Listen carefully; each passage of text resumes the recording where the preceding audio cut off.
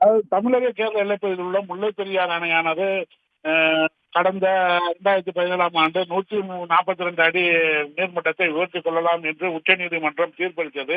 இந்த தீர்ப்பின் போது உச்சநீதிமன்றம் மத்திய நீர்வள ஆணையத்தின் பொறியாளர்கள் அதிகாரிகள் தலைமையில் அணையின் நீர்மட்டத்தை உயர்த்தும் பொழுது அணையின் பராமரிப்பு பணிகளையும் மாற்றங்களையும் ஆய்வு செய்வதற்காக ஒரு முதன்மை கண்காணிப்பு குழுவை அமைத்தது. இந்த முதன்மை கண்காணிப்பு குழுவிற்கு உறுதுணையாக துணை கண்காணிப்பு குழு ஒன்று அமைக்கப்பட்டது. இந்த துணை கண்காணிப்பு குழுவில் தமிழக பிரதிநிதிகளும் கேரள பிரதிநிதிகளும் மத்திய நீர்வள ஆணையத்தின் பிரதிநிதிகளும் உள்ளனர்.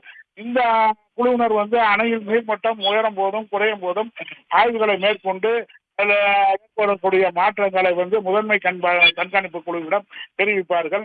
அதன் அடிப்படையில் இன்று முல்லை பெரியாறு அணையில் துணை கண்காணிப்பு குழுவானது அதிகாலை தேக்கடி படகுத்துறையில் கிளம்பி பிற்பகல் முல்லை பெரியாறு அணையில் ஆய்வினை மேற்கொண்டு வருகிறது. இந்த குழுவானது மெயின் அணை, மண் அணை மற்றும் பேபி அணை, அதுக்கடுத்து உபரிநீர் வழிந்தோடும் 13 மதைகள் மற்றும் 10 அடி 12 அடி கேலரி, அதாவது கசிவு நீர் வெளியேறக்கூடிய கேலரி பகுதிகளை ஆய்வு மேற்கொண்டனர். அந்த கேலரி பகுதியில் கசிவு நீரின் அளவினை அளந்து மாதிரிகளை எடுத்து ஆய்வு மேற்கொண்டனர்.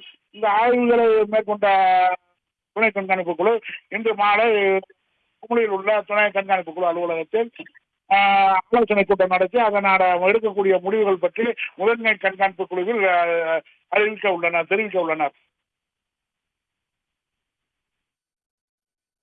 முத்துவேல், உங்கள் கூடுதல் தகவல்களுக்கு நன்றி.